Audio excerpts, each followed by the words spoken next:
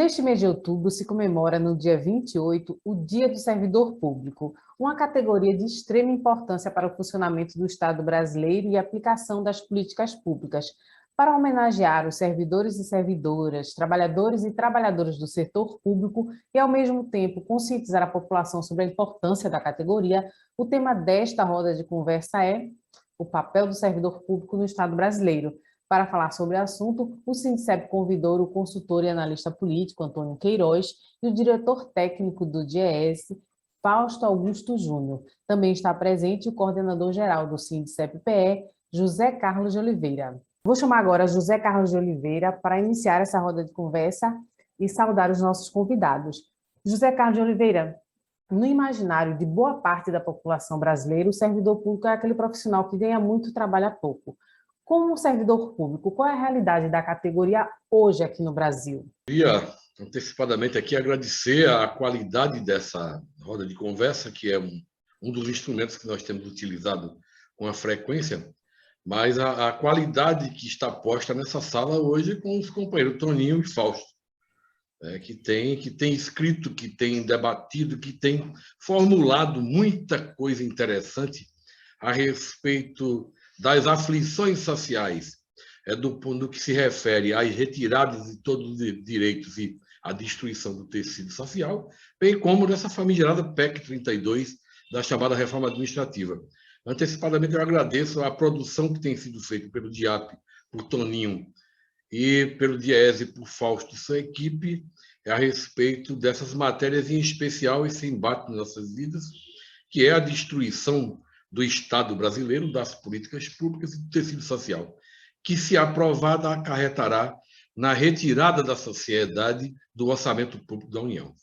Quanto ao questionamento que você fez, isso é uma política, inclusive, que foi usada pela comunicação de Adolf Hitler. Uma mentira repetida, ela uma hora vai soar como verdade. E aí, como é que o servidor público, como é que os serviços públicos vêm sendo tratados num país de pusilânimes, num país onde a elite ela nadou de braçada nessas últimas eleições, do ponto de vista de se apropriar do poder do Estado para o alto benefício e da máquina da grande mídia e os robôs das redes sociais para continuar ratificando e massificando essas inverdades para que elas soem, essas mentiras para que elas soem como verdade. Isso surtiu um certo efeito em relação ao serviço público, porque essa tática é pensada. As pessoas escutam todo dia, sem ter consciência de quem são os donos dos veículos de comunicação da grande mídia, que são os investidores da Bolsa, são os financieiristas, que querem se apropriar do Estado para beneficiar seu acúmulo de renda e o aumento de suas fortunas. E todo dia está massificado nos jornais televisivos, nos jornais impressos, nos jornais virtuais e nos robôs de fake news da mídia social. E aí, nós, como servidor público, que, como a grande maioria, eu sempre fiz a minha parte, eu sempre cumpri com o meu papel, e, modéstia à parte, sempre fiz bem feito. Eu sempre tive o meu trabalho reconhecido, certo? Mas, com essa desinformação que paira sobre isso, nos prejudica muito e nos desmotiva em certas ocasiões, porque é uma tremenda de uma injustiça o que é feito, o que é dito a respeito do servidor público, que o que é público não presta, porque o que é público é para ser utilizado da forma como alguém queira e assim bem entenda. O servidor público é o cara que bota o paletó na cadeira e sai e não trabalha. Isso tudo é mentira. Então, as pessoas, o Estado brasileiro, o funcionamento do serviço público não é assim. Porque, se assim fosse, o Brasil seria verdadeiramente uma república de bananas. O serviço público ele é necessário na vida do ser humano desde seu nascimento até sua morte. Você imagina o que seria da sociedade brasileira sem água, sem energia, sem comida de qualidade, né? Sem a fiscalização, sem os laboratórios agropecuários, sem política de desenvolvimento regional, sem proteção do meio ambiente, sem discussão das águas, sem discussão do semiárido, das intempéries, sem discussão da proteção trabalhista. O que seria da sociedade brasileira sem isso? Mas esse conglomerado de desinformação, que eu me referi há pouco, da grande mídia e da mídia alternativa, capitaneado pelos donos do capital, né? Eles tentam mostrar para a sociedade que eles não precisam de nada disso. E aí mora o grande problema. Essa PEC 32, chamada de reforma administrativa, que é um dos grandes crimes contra a sociedade brasileira, se não o maior crime cometido por um governo que já mostrou para que veio, não tem compromisso social, nem sensibilidade. Eu não sei nem se esse cara ele se enquadra no rol dos seres humanos. Ele é um sujeito frio, mau caráter, ele é um cara que ele não expressa nenhum tipo de sentimento humano para com o outro ser humano. Então, assim, isso se aprovado, essa PEC 32, além de um desserviço à sociedade brasileira, é um crime de traição contra toda a população, porque ele desconstitucionaliza o que existe de organizado no Estado brasileiro, que nos momentos de embate é preciso que ele seja mais organizado ainda. Ele nega uma tendência internacional, que é se apropriar dos meios que levem à questão estratégica e às políticas sociais, que até os países capitalistas estão revendo essa política e reestatizando, inclusive, o que já entregaram para a iniciativa privada e não funcionou. E ele, mais uma vez, na contramão da história, tenta destruir isso com uma falácia mentirosa, como foi a reforma da Previdência, como foi a reforma trabalhista, que ia gerar emprego, e etc, etc, etc. Eles não sustentam essa PEC 32 dentro do debate sério, certo? Nem por 30 segundos. E nós estamos aí, e com essa retórica toda que está sendo construída de inverdades, certo? Às vezes é agressivo algumas posições de alguém que não entende para com o serviço público, para com os servidores públicos, porque, infelizmente, a nossa sociedade ela é deseducada no cotidiano para achar que o que é público não presta. E eu quero dizer exatamente ao contrário.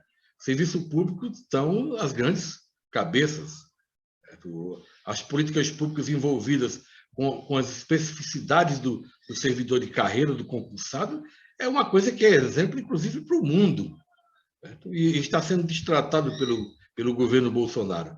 Então, assim, essa situação que está em curso para destruir tudo isso, para tentar fazer as pessoas entenderem que ninguém precisa do serviço público, né? Que o lixo você limpa a sua casa e joga na rua, porque a casa é sua, mas a rua é pública, não é de ninguém, né? Que o meio ambiente pode ser tocado e a política ser discutida pelos madeireiros, certo? Pelo agronegócio, pela UDR, né? Não dá. Não... Então, assim, eles não sustentam esse debate conosco, por isso que se utilizam de todo tipo de subterfúgios baseados em inverdades, para tentar massificar aquele projeto original que era do Hitler, que uma mentira repetitiva, ela termina soando como verdade. Antônio Queiroz, os servidores públicos, eles têm uma participação muito importante para o funcionamento do Estado brasileiro. A Constituição de 88 e, posteriormente, o regime jurídico único, o RJU, garantem isso. O senhor poderia explicar essa relação Estado e servidor público?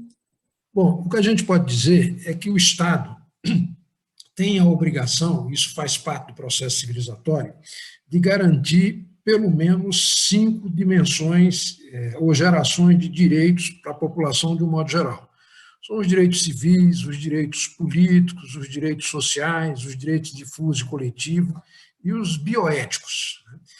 E nada disso é possível ser feito sem a participação do servidor público. Então, o servidor tem um papel estratégico, tanto naquela função do Estado, que é de satisfazer necessidades humanas, na função do Estado de estruturar interações sociais, como na função do Estado de organizar o processo de tomada de decisão, para que seja o mais equitativo possível, né? Para que o Estado, na relação com o mercado e com a sociedade, tenha uma postura de equilíbrio e não permita que o mercado se sobreponha à sociedade nesse processo. Então, o servidor é fundamental, especialmente naquela dimensão de acesso a serviços públicos, né? Proteger aquele mais necessitado, aquele mais carente, aquele que, sem a proteção do Estado, ficaria numa situação de desigualdade, de desvantagem, e, portanto, iria prevalecer a lei do mais forte. O Estado cumpre essa função de proteger esse mais fraco. E faz isso através de serviços públicos, né? O acesso gratuito à saúde, à educação, à segurança e a outros serviços, e também por intermédio de benefícios sociais, né? Então, se não existisse o Estado, por exemplo, durante essa pandemia, milhões de pessoas no Brasil e no mundo teriam sido vítima da exclusão direta e, eventualmente, até da morte em razão da ausência de proteção. Então, foi o Estado, por exemplo, que garantiu a vacinação, que garantiu apoio ao setor empresarial para que mantivesse, ainda que em base precária, emprego durante esse período. Foi o Estado que deu auxílio emergencial para permitir que as pessoas pudessem sobreviver nesse período que não podiam se mobilizar ou se movimentar com a mesma desenvoltura do passado, em função da necessidade de isolamento social. Então, o servidor tem essa função estratégica.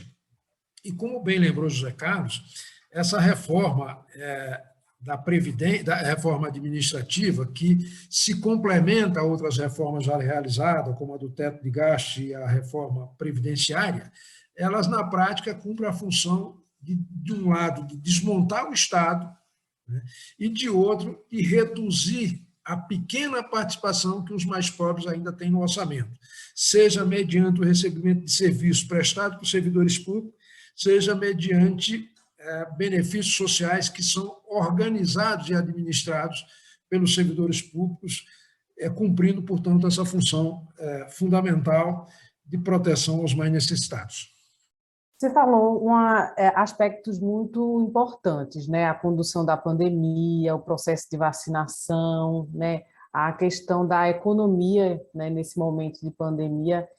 Como era antes da Constituição de 88, sem essa participação efetiva do servidor público, sem segurança do servidor público? Como é que funcionava isso, sem serviço, sem o SUS?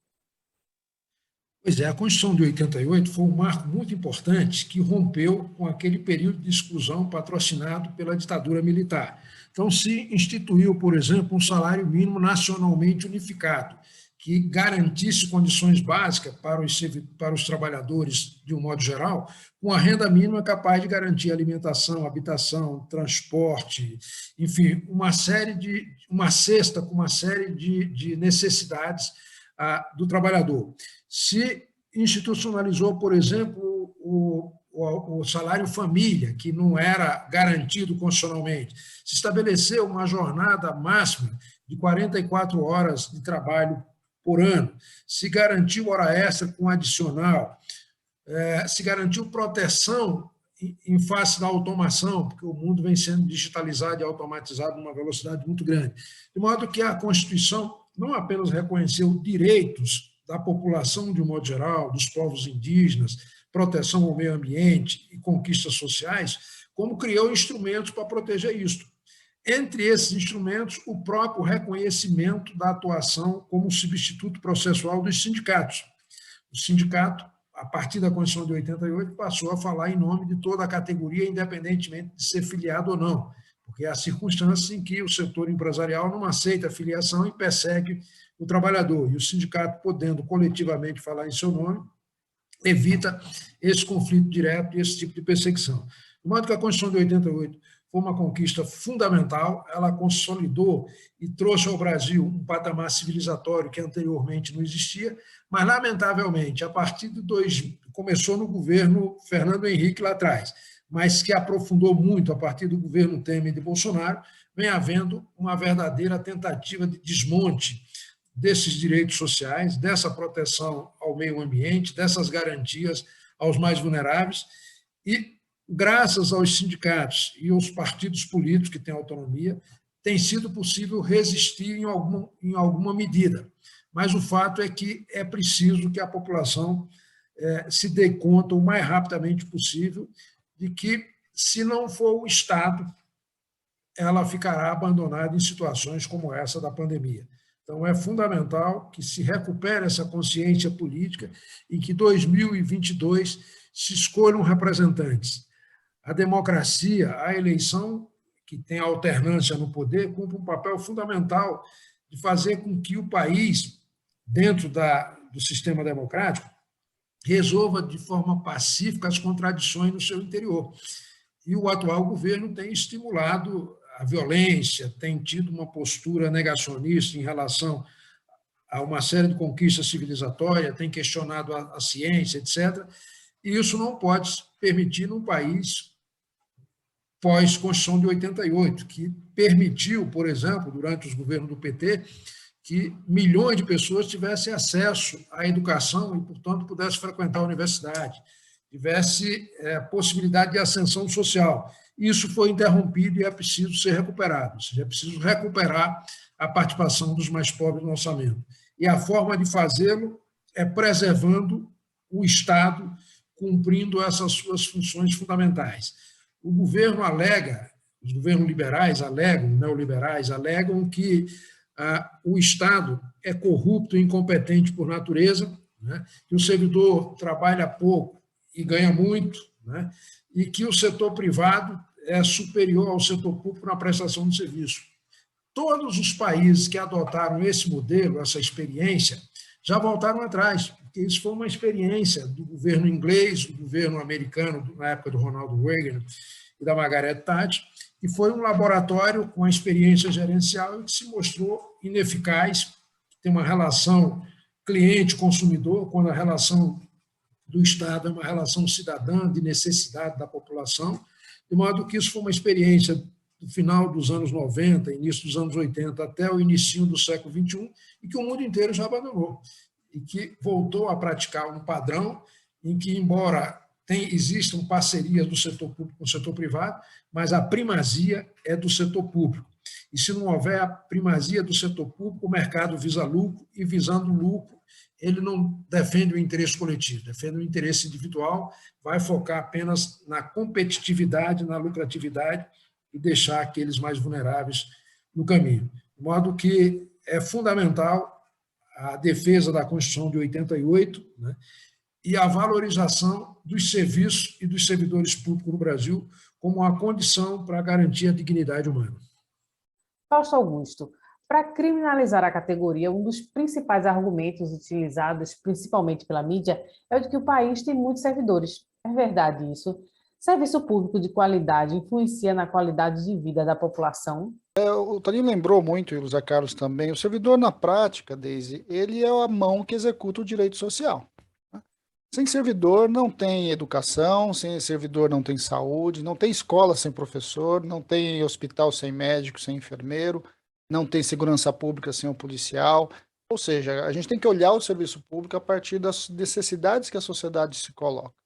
Há uma construção de mitos, né, que são mitos, porque também são inverdades, que vão se fazendo aí, em especial pela utilização da mídia, mas não só, para tentar jogar a culpa de boa parte dos nossos problemas nas costas dos servidores.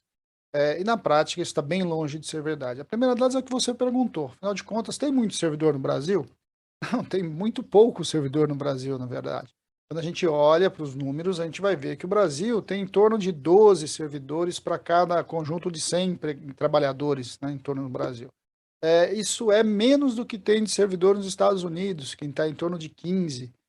Tem menos do que a média da Inglaterra, que está alguma coisa girando em torno de 17. É menos que a OCDE e é muito menos do que os países nórdicos ali, os países do bem-estar social, que chega em média a 1/3 da mão de obra está empregada no serviço público. Então esse é o primeiro grande mito. Se tem pouco serviço público no Brasil, pouco servidor em relação à população, e num país que é muito mais carente. Vamos lembrar disso, né? O Brasil é um país extremamente desigual, essa desigualdade precisa ser enfrentada e o direito social é uma das principais efetividades de redução da desigualdade. Quando a gente olha para os números da desigualdade, quando a saúde, a educação, assistência social chega na vida das pessoas, o Brasil fica melhor, né? E é o oposto, né? Dependendo de como a tributação se encadeia, a gente tem um aumento da desigualdade, que é o sistema tributário brasileiro, extremamente regressivo. E no meio de tudo isso, Deise, tem uma outra questão que é fundamental, né? Se fala-se que o servidor público ganha muito. Isso veio bem, isso é muito antigo, isso ganhou muita notoriedade na época do Collor, na famosa discussão dos caça-marajás, e agora nós estamos vendo isso na PEC 32 de novo, né? Uma série de argumentos para dizer que tem que cortar isso, tem que cortar aquilo, que o servidor tem muito direito, que o servidor tem muito benefício, etc, etc. Mas só um dado, Deise. Metade dos servidores no Brasil são servidores municipais. A média de remuneração do servidor municipal no Brasil é de R$ 2.200. Ou seja, na média, de metade dos servidores se passa um pouco, está ali em torno de menos que 2 salários mínimos hoje. Bem longe de super salários, não é? Bem longe de super salário, e bem longe, inclusive, de salários da iniciativa privada. É bom que se diga isso. Quando você vai para o conjunto todo de servidor, aí pegando estaduais e municipais, mais da metade dos servidores não atinge 4 salários mínimos deles. Eu acho que esse é um dado bastante importante para a gente tentar entender um pouco como é que esse negócio se coloca, né? E se eu colocar até 10 salários mínimos, se nós estamos falando em torno de R$ 10.000, eu estou colocando quase 90% do servidor. Então, o que a gente está dizendo? Está dizendo que, olha, metade dos servidores no Brasil, em média, estão recebendo até 2 salários mínimos. E a outra metade já não chega, não passa ali de 4 salários mínimos. É disso que nós estamos falando. Então, e não é muito difícil a gente perceber. É só para o pai, para a mãe, perguntar quanto que um professor ganha, né? Por que falta médico, né? Acho que é uma boa pergunta. Por que falta médico em posto de saúde, em hospital? Porque se você comparar quanto que o médico ganha na sua clínica e quanto que ele ganha no serviço público, ele ganha muito menos. Então, acho que esse é um outro mito que a gente precisa desconstruir. E o terceiro, o Toninho tocou com muita importância, que é essa história da qualidade, essa história da eficiência no serviço público. O setor privado é mais eficiente. Deise, para a gente fazer uma percepção, né, assim, só para a gente ter uma ideia, eu vou pegar os números que eu conheço bem aqui, que é os números da maior rede estadual de educação, que é a rede de São Paulo. A rede estadual de educação em São Paulo tem 260 mil trabalhadores da educação. Eu desafio fazer gestão em alguma coisa perto de 10 mil escolas, que abrem todos os dias às 7 horas da manhã, atendem todas as crianças que têm o direito à educação e funcionam. Funcionam mais, funcionam menos, funcionam melhor, funcionam pior, e tem uma longa discussão sobre isso. Agora, nenhuma empresa no mundo tem tantos trabalhadores espalhadas em tantas unidades como uma Secretaria de Educação, seja aqui de São Paulo, seja aí de Pernambuco, seja da Bahia, seja do Rio de Janeiro. Falar de gestão no serviço público não é falar de gestão na iniciativa privada. São coisas muito diferentes, né? E a gente está vendo um exemplo disso agora, Deise, nessa confusão toda que nós estamos vivendo em relação, por exemplo, à inflação. Quando uma empresa estatal, importante, como a Petrobras, se molda para ser gerida como uma iniciativa privada, o que acontece? A vida média das pessoas fica pior. O combustível está passando a casa dos R$ 6, R$ 7, a gasolina. O botijão de gás tem regiões que já estão pagando R$ 130, e apesar do brasileiro estar muito pior na sua vida, o lucro dos acionistas está muito maior. Isso é gestão pela iniciativa privada. A iniciativa privada está pensando no resultado do seu acionista, no seu resultado. O Estado brasileiro tem que pensar no bem-estar da população brasileira. E para isso, a gente precisa desconstruir esses mitos. O servidor público não ganha muito, o Brasil não tem muito servidor público, e a gestão não é ruim como toda a gente fala, né? E é só conversar com quem de fato usa o serviço público. Eu acho que isso é uma outra inverdade também. Porque boa parte desse discurso que o serviço público no Brasil é ruim vem normalmente da classe média e classe alta, e raramente botou o pé dentro de um hospital público. E eu não estou dizendo que está tudo bem, muito pelo contrário, tem muito problema para ser resolvido. Mas eu desafio de novo, a gente pegar qualquer plano de saúde e colocar na mão do plano de saúde alguma coisa perto de R$ 200, para ver que saúde que ele vai te dar. Pega o orçamento do SUS, o orçamento do SUS hoje está em torno de 150 bilhões, divida o orçamento do SUS pelo número de brasileiros, que o SUS atende a todos, 200 milhões, e a gente vai ver quanto que o SUS tem para atender por pessoa, por ano. É disso que a gente está falando, né? Com a quantidade limitada de recursos, e que foi muito limitada e vem sendo cortada a partir do teto dos gastos, o Brasil faz muito, por exemplo, na saúde, e faz muito na educação. Agora, nós temos que mostrar isso para a população, porque a tendência é mostrar isso, só para lembrar, só para encerrar um pouco esse pedaço aqui, foi assim que privatizaram a saúde nos Estados Unidos. Mostram os prontos-socorros lotados e depois mostram os planos de saúde como se fosse a salvação do mundo. Veja lá o que isso significa. No país mais rico do mundo, 1/3 da população não tem direito à saúde. É só para a gente pensar um pouquinho sobre essas questões que ajuda a gente a entender qual que é o nosso papel e qual que é o papel do servidor público no nosso país. Interessante, Fausto, você dando o exemplo aí dos Estados Unidos, da questão da saúde, que a gente vê nos Estados Unidos hoje é um movimento, né? A gente viu no governo Obama, enfim, esse movimento de tentar ter uma assistência pública, ou que perto de algo público, né? Porque eles não conseguem, não tem essa vontade política de fazer um SUS como a gente tem, estruturado. E como consequência disso, muitos idosos já trabalhando nos seus 70, 80 anos, justamente para pagar um seguro-saúde nos Estados Unidos. A realidade americana é essa. E que muitas vezes aqui no Brasil a gente tem essa ideia, não, é porque o que tem lá fora é melhor do que o que a gente tem aqui no Brasil. Não. Os idosos, muitos estão trabalhando para pagar o seguro-saúde, né? Num trabalho, num contexto diferente, né? Mas trabalhando ainda até seus 70, 80 anos para ter isso aí. Bem colocado. Fausto, ainda dentro dessa questão da economia, né? Enfim, um dos argumentos do governo agora para aprovar esse Auxílio Brasil, né? Justamente fazer aí a troca pela reforma da Previdência, da reforma administrativa, tentando convencer a população de que precisam, né, desse Auxílio Brasil, e para isso colocar os servidores públicos. O que é que o senhor tem a dizer sobre isso? É necessário? E, na verdade, é um absurdo a gente falar do Auxílio Brasil, uma vez que nada mais é do que um processo de desconstrução do Bolsa Família, e o número que eles colocam, que é tanto o aumento, né, o reajuste, quanto a quantidade de pessoas que ingressariam nesse Auxílio Brasil, nada mais é do que corrigir pela inflação e minimamente colocar a fila do Bolsa Família para andar, porque a pobreza no Brasil ela cresceu muito de 2015 para cá. Quando a gente olha para isso, né, é um absurdo. Só que para isso, além deles estarem desconstruindo o programa, porque eles estão diversificando fontes, estão diversificando formas de chegar a esse recurso, eles estão tirando da mão dos municípios, tem uma série de mudanças, que não é só o valor que está sendo discutido hoje, acho que tem discussões mais importantes que às vezes não aparecem muito pela mídia sobre o que é o Auxílio Brasil. Além disso, eles colocam como se fosse uma moeda de troca. Primeiro que a reforma administrativa não vai economizar nada neste momento, né? Se fosse economizar, seria daqui a um bom tempo. E o governo, inclusive, nem sequer apresentou as contas na comissão de quanto seria a economia da reforma administrativa. Segundo deles, que não é uma reforma administrativa. Essa é uma outra falácia, é uma reforma de Estado. Né? É uma reforma de Estado. Eles querem mudar a concepção de Estado, que, como o Toninho lembrou muito bem, está consignada na Constituição brasileira. E a principal mudança dela, Deise, é colocar uma nova forma de relação do poder do Estado brasileiro com a iniciativa privada.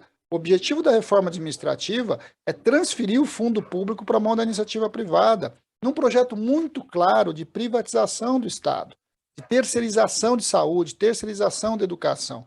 O Toninho lembrou muito bem, você também perguntou, como que era o Brasil antes do SUS. Né? O Brasil antes do SUS não tinha hospital público, Deise. O Brasil, antes do SUS, basicamente atendia menos de 1/3 da população por dentro do NPS e do INASP, só para ter uma ideia. Pobre no Brasil, quem não tinha carteira assinada e não contribuía para o carnezinho cor de laranja, era atendido nas Santas Casas de Misericórdia, ou seja, a saúde no Brasil, para a maior parte da população, era nada mais do que caridade. É disso que nós estamos falando. E como é que era feito o repasse para os hospitais privados que o INPS e o INASP repassava? E as famosas malas de dinheiro do INPS. Como é que era feito o repasse? Era o voucher. É o voucher que o Guedes fala o tempo todo. Nós vamos privatizar o Estado, vamos botar o hospital na mão da iniciativa privada e eu, Estado, vou pagar pela consulta que o cidadão precisar. Qual cidadão? Aquele focado, porque vai ter que provar que ele precisa. Esse é o projeto de desconstrução que está ali por trás. E é por isso que tem todo o artigo 37A que quer privatizar o Estado, criar novas formas de relação de poder público e poder privado, e aí, simples assim, né? O que eles estão prevendo? Eles estão prevendo quebrar o tripé do serviço público. Acaba com a estabilidade do servidor público, acaba com o regime jurídico único e diminui o papel do concurso. Ou seja, você desmonta o Estado que a gente conhece. Só para colocar um dado aí da PEC 32, eles estão, né, no relatório colocando o tal do extinção de cargo por desnecessidade. O que é desnecessidade? Ué, eu vou terceirizar um hospital inteiro, vou entregar o hospital para iniciativa privada e todos aqueles servidores daquele espaço serão desnecessários. E aí ele pode perder o seu emprego, ele vai perder o seu cargo, a sua função pública. Eu acho que isso é bastante importante, a gente precisa denunciar, porque o que está por trás da reforma de Estado, né, da PEC 32, Deise, é claramente um processo de mercantilização dos nossos direitos. Começa devagarzinho, eles tentaram isso na reforma da Previdência com o processo de regime de capitalização que não conseguiram passar e querem passar agora pela PEC 32, criando novos mecanismos e de alguma forma transferindo o fundo público da mão do Estado brasileiro, do controle do Estado brasileiro, que tem um papel de fazer o serviço público chegar na mão do cidadão, para transferir para a iniciativa privada. E de novo, né, usando os mitos. O servidor ganha muito, o Estado é ineficiente e a gente tem muito servidor no Brasil. É fundamental que a gente faça esse debate com a população, porque a população que mais sofre, a população que mais vai sofrer e que já vem sofrendo com a desorganização do Estado brasileiro é a população mais pobre. Vamos ver quem que morreu na Covid. A maior parte das pessoas que morreram de Covid eram da periferia, negros. Né? É um dado de referência. Os mais pobres são os que mais penam quando o Estado brasileiro é desorganizado. É o que a gente está vendo agora. O governo está propondo, na verdade, desestruturar um programa que hoje existe, que é bem sucedido e que é descentralizado, são os municípios que elegem as pessoas que têm acesso ao Bolsa Família, substituindo pelo chamado Auxílio Brasil, com objetivos claramente eleitoreiros, é tanto que esse valor que passa para R$ 400 está garantido apenas e exclusivamente no ano de 2022, portanto, no ano da eleição. 2023 não tem garantia alguma de que esse a mais que está sendo dado agora, que é um valor extra acima do Bolsa Família corrigido, né, não tem nenhuma garantia que fique lá em 2023. De modo que, e mesmo para fazer isso, estão dando uma garfada, dando um calote no precatório, que é um direito do servidor, né? Após ter brigado na justiça durante muitos anos para recuperar um direito que lhe foi lesado, né, para financiar esse programa. Então, o governo teria como fortalecer o Bolsa Família, deixando um programa de Estado permanente, com continuidade, etc., mas faz a opção de desmontar a marca dos governos anteriores e criar uma coisa provisória que, no fundo, desmonta esse programa. Para resolver esse problema, o governo dispõe de diversas fontes, poderia utilizar perfeitamente, tem uma série de renúncias e incentivos que poderiam ser cortados para garantir esse processo, mas o governo prefere sacrificar os servidores, porque estava previsto lá na LDO, encaminhada ao Congresso, que haveria reajuste este ano, mas ele prefere sacrificar os servidores públicos, não dando reajuste, né? E, pelo contrário, até retirando o recurso do precatório desses servidores, né?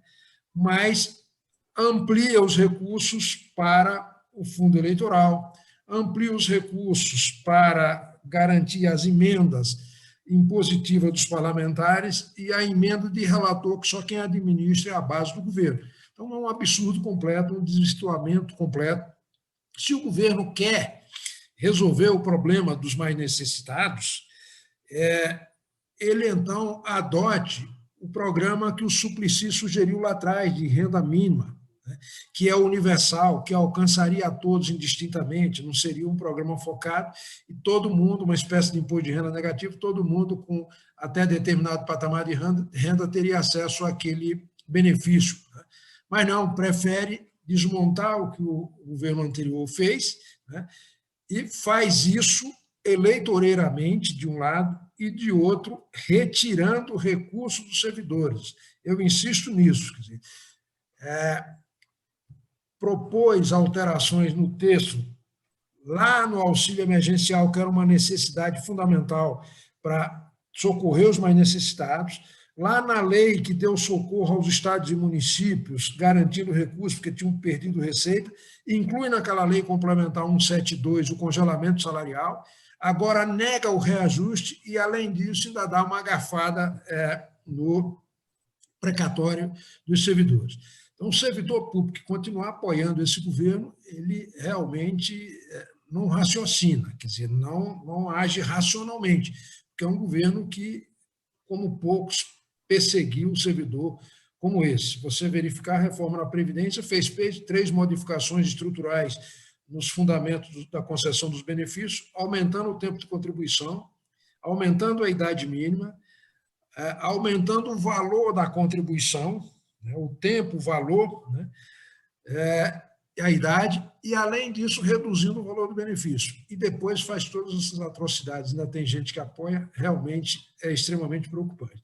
Então, o fato é o seguinte, esse governo tem lado, e o lado dele é o lado do mercado, é o lado do lucro, é o lado do setor privado, é o lado da intolerância, é o lado do autoritarismo. Não se preocupa com inclusão social, não se preocupa com respeito para com aqueles que respondem pela prestação de serviços e a concessões de benefícios, que são os servidores públicos, né, exatamente para agradar ao setor privado, e, em momentos de eleição, cria um bônus com objetivo apenas exclusivamente eleitoreiro, como está tentando fazer agora com esse Auxílio Brasil.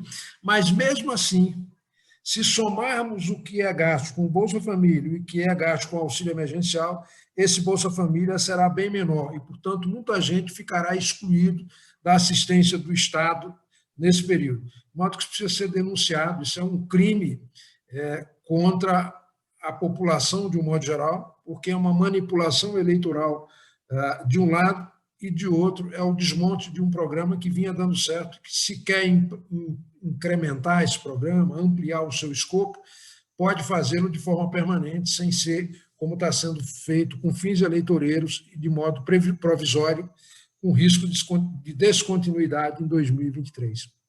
Eu vou chamar agora José Carlos de Oliveira, nosso coordenador geral, para finalizar essa roda de conversa,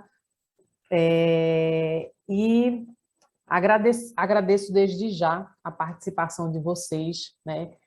Muito importante, muito enriquecedor. José Carlos de Oliveira. Eu queria agradecer mais uma vez a iniciativa da nossa Secretaria de Imprensa e Divulgação, a condução da nossa jornalista, e agradecer a Toninho e ao Fausto por mais essa aula, né, e espero que seja vista por muita gente, porque ela foi muito conclusiva. Eu, além do agradecimento, eu gostaria de dizer que, claro que nós precisamos discutir o Estado brasileiro como executor, formulador e fiscalizador de políticas públicas dentro de um contexto da demanda social e da participação social nessas políticas por intermédio do controle social. Nós também entendemos que o serviço público, em muitos pontos, ele é mal visto, porque o ponto principal que desabona o serviço público ele é insuficiente para um país continental, o serviço público que a gente tem. E que a sociedade quer discutir suas demandas e seu serviço público.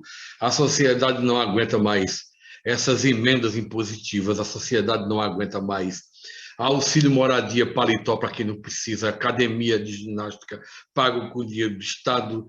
A sociedade não aguenta mais juiz que é criminoso, que é colocado como punição aposentadoria compulsória de forma integral. A sociedade não admite mais 2 férias por ano. E isso nós queremos debater. Mas debater o serviço público como um patrimônio da sociedade brasileira. como uma forma de direito constitucional que obriga o Estado a fazer uma coisa que é de direito da sociedade brasileira. E desse diapasão, a valorização do servidor público, que é, de fato, um agente transformador, um agente multiplicador de política de desenvolvimento social. Então, eu queria agradecer muito essa aula que recebi do Toninho e do Fausto e dizer que estamos aí para outras ocasiões até que a gente, de forma definitiva, consiga vencer essa mazela dessa PEC 32/2020 que destrói a sociedade brasileira. Ela é criminosa em todos os sentidos. O programa Roda de Conversa fica por aqui. Gostou do programa? Então curte e compartilha. Até a próxima.